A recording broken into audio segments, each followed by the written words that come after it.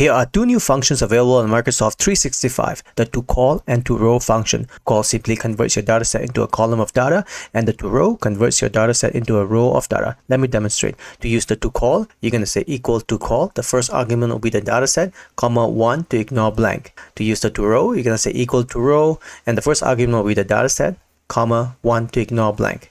And each of these arrays get dynamically updated when you make changes to the original dataset. So, where does the transpose function sit in all this? Well, transpose function basically rotates your dataset table. Let me show you. If you have a 6x3 dataset table and if you put it through the transpose function like this, it will rotate it to 3x6 dataset table.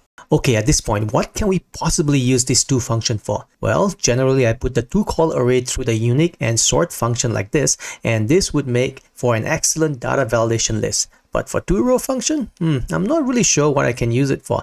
How would you use the TOROW function array for? Let me know in the comment section.